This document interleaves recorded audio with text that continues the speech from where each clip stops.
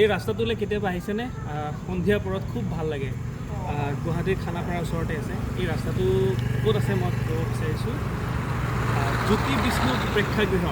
যিসকলে অহা নাই মই বাৰু দেখুৱাই দিম, অকণমান যদি ইফালে দেখুৱাব পাৰি। এইটো জ্যোতি বিষ্ণু যিটো প্ৰেক্ষাগৃহ, এই প্ৰেক্ষাগৃহটো এইটো, আৰু এইটো ৰাস্তা।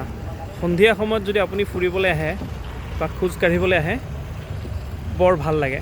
ইয়াতে বিভিন্নজনে এনেকৈ দৌৰি থাকে, দেখিছেনে? সকলোৱে দৌৰি আছে, কোনোবাই খোজকাঢ়ি আছে। মুঠতে বৰ ধুনীয়া এটা জেগা। আপোনালোকে কেতিয়াবা ইয়াতে আহিব পাৰে। কেৱল ৰাতিপুৱা বুলি কথা নাই বা সন্ধিয়া বুলি কথা নাই, যিকোনো সময়ত। কিন্তু এই গৰমৰ দিনত দুপৰীয়া আহিব নোৱাৰিব, কাৰণ দুপৰীয়া ৰ'দ মোৰ ছাল পুৰি দিছে। সেইকাৰণে দুপৰীয়া নাহিব, ৰাতিপুৱাৰ ভাগত একদম ৰাতিপুৱা আহিব পাৰে, আৰু নহয়তো সন্ধিয়া ইমানমান 6মান বজাৰ পাছত বৰ ধুনীয়া লাগে।